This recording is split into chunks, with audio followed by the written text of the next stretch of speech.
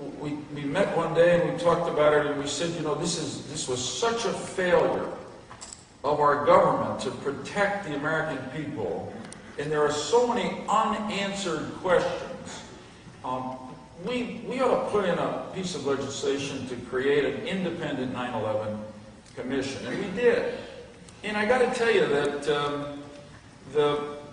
the Bush administration fought that because they didn't want that independent commission. But McCain was undeterred. Like, if we have time, I can tell you stories about arguments he got into with people from the White House, from Republican leadership. But he believed that this was necessary, and ultimately we prevailed. The 9/11 Commission was created. It did a thorough investigation, produced recommendations, including legislative recommendations, which John and I and a few others introduced and saw through the legislature, through Congress, to be adopted.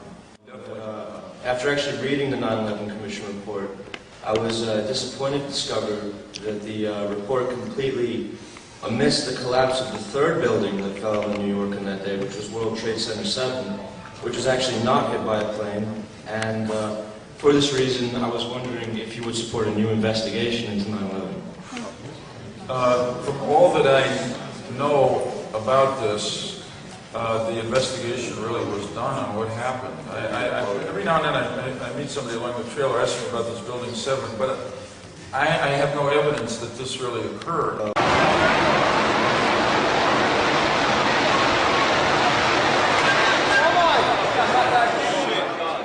Gone, man. This commission was totally bipartisan, uninhibited. They dug up everything. They were very critical of people in our government and our intelligence services. So I think if they had no reason, I know that some people think it was a cover-up here. There's always seem to be conspiracy theories that come out of any national trauma. But I have seen no evidence. The third building did fall on that day, and it was completely omitted from the report. I'm just asking you if you would support a new investigation, considering you support... Based on what I know now, I would not. Thank you. Yes?